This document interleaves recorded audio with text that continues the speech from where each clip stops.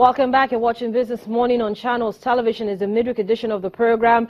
The week, well, it seems as if it's a week, but it is the last trading day for the month of August, and the markets are waking up to a slew of data from the National Bureau of Statistics.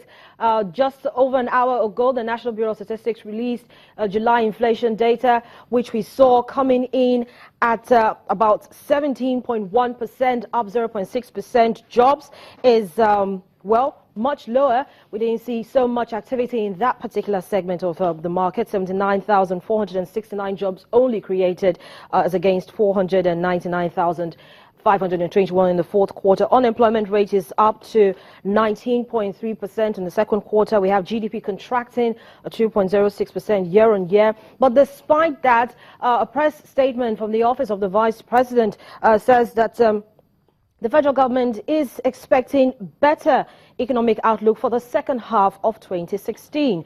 Even though we see the numbers coming in looking very blistering, and of course the markets will be reacting accordingly. We'll be talking much later to Pabina Yinkiri. He's the head of research at Vertiva Capital Management. We'll get his thoughts on where the markets will be mostly at the end of the day. But there's some bright lights in this particularly very gloomy results that have come up from the National Bureau of Statistics. Agriculture grew by 4.53% in the second quarter of 2016 as compared with 3.09% in the first quarter. The metal ores sector showed similar performance, with coal, mining, quarrying and other minerals also showing positive growth of over 2.5%. Now, even though the manufacturing sector is not truly out of the woods, it is beginning to show signs of recovery, while the service sector similarly bears needs particularly keen interest from the government, and they've promised that they're going to do that. Inflation remains high. As I said, inflation is at 17.1% for the month of June. Now, unemployment remains stubbornly high, which is usually the case during growth slowdowns and for reasons of a structural nature. Now, according to the statement from the Vice President, the picture that emerges, barring unforeseen shocks, is that the areas given priority by the federal government are beginning to respond with understandable time lags to policy initiatives. Indeed, as the emphasis on capital expenditure begins to yield results and the investment GDP numbers increase, the growth rate of the Nigerian economy is likely to improve further. And just to also quote verbatim from that particular statement, as these trends continue, the outlook for the rest of the year is that the Nigerian economy will beat the IMF prediction of minus 1.8% for the full year of 2016. Don't forget that the IMF had forecast a growth of minus 1.8% for 2016, but the economy is performing better than the IMF estimates so far. And for the half year, it stands at minus 1.23% compared to an average of minus 1.80%. And also, just as before we went on that program, Bosun also highlighted some other key points as contained in the MBS data that was released today.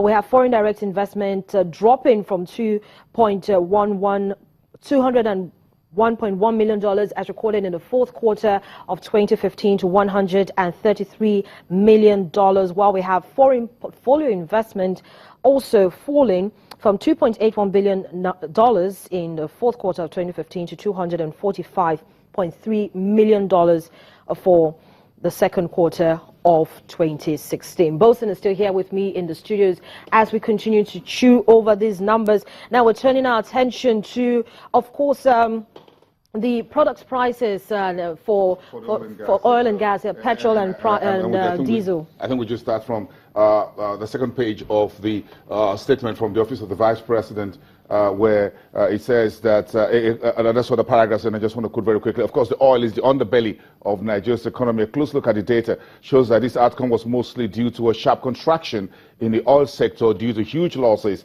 of crude oil production as a result of vandalization and sabotage. Of course, this is no longer news, it's there, so we all know who to blame for this sharp contraction in the oil sector. Just very quick data here. If you look at how things are working out right now, this is what you call a bit of a double whammy.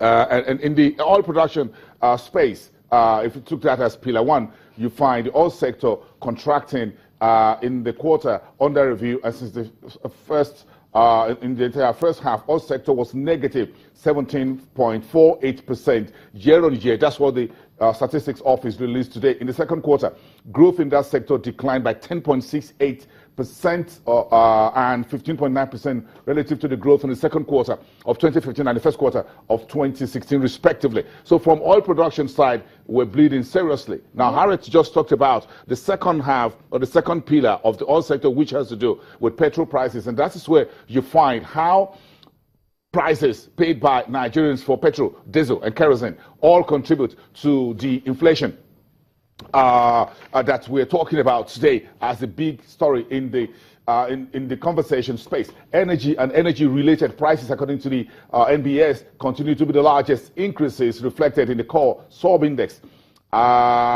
During the month under review, that's July, which was ended that 30 days ago or 32 days ago. Now we're at the end of July. Electricity, liquid fuel, which you call kerosene, solid fuels, fuels and lubricants for personal transport, equipment goods, month on month.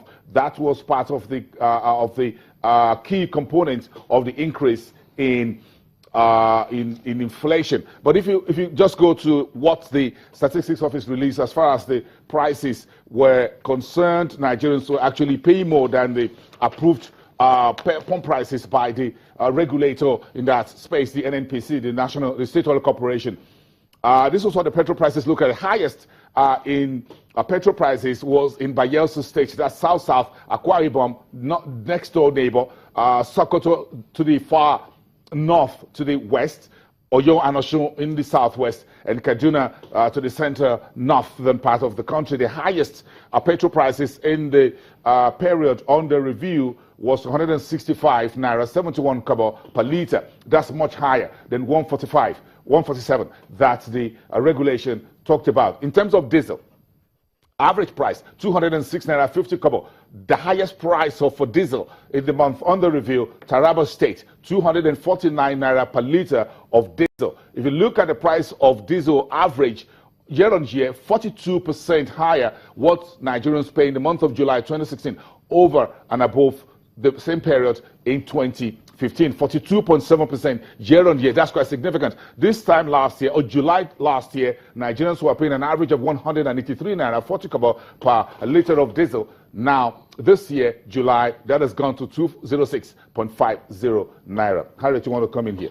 Well, it's not actually surprising, of course. We've seen between then and now the removal of fuel subsidy, and of course the government doing a partial deregulation of the downstream sector. So it is actually expected. And you know, I actually found it particularly strange that we'll have the highest average of petrol coming in at 165 naira 71 kobo, because we've seen most fueling stations trying to attract more customers and selling at 140 naira per liter, not even 100. Which some folks say is suspicious. Well, it's suspicious, yes, but then you see that for them is a marketing strategy. They feel that in spite of so much challenges that they're dealing with in terms of getting forex to import the products, and of course trying to make sure that they get the products to base, we still see them bringing it in, selling it at 140 naira. Some folks around my neighborhood have since removed that 140 naira per liter, giving back to your neighbor marketing gimmick that you put it. But again, you find out how are these things beginning to change, because if you look at a year ago and you look at naira-dollar relationship,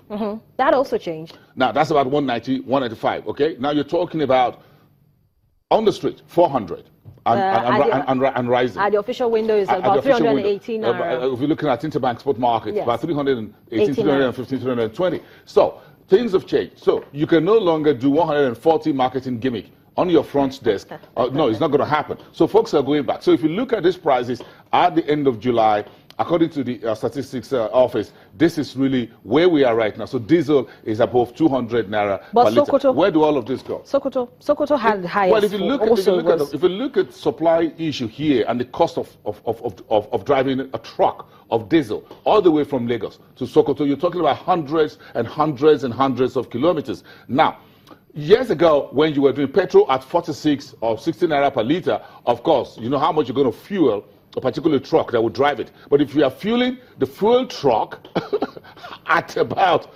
200 or 150, and the vessel or the liquid it carries, how much would you going to sell it? So by the time it arrives at the destination with bad roads and whatever other things going on the highway, it's going to land in Sokoto State at much higher price than you find it down south here in Lagos. So we also had Kaduna being among the states which had the highest for petrol prices. Surprisingly, as well. with the refinery sitting down, they're sitting there. Yeah, and then, in the last couple of months, I know that there's been a lot of work in terms of trying to do some form of maintenance on, the Kaduna refinery, and that kind of came on stream. But then we also had another, issues, and then very recently again, the vandalism of most of the pipelines has also caused more than a few shortfall. If you put Kaduna refinery at 50%, 70% production, how much raw material does it get because of the Niger Delta Avengers sitting on the pipelines and just drilling it all the time? The oil thieves also drilling another one, and you find sabotage and other kind of things happening along the corridor. So you need to look at the pipes that take the raw material all the way from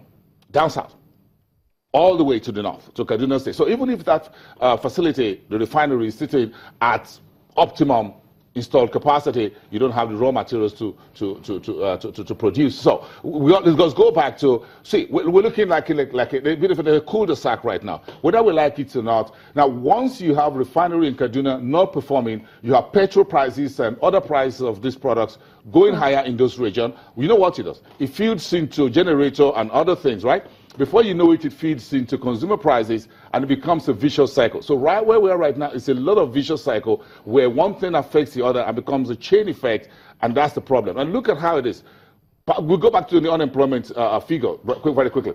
The part of the story from the statistics office today was that the informal sector is creating less jobs, the white-collar jobs. Unfortunately, I'm wearing white shirt today. I just got myself shot.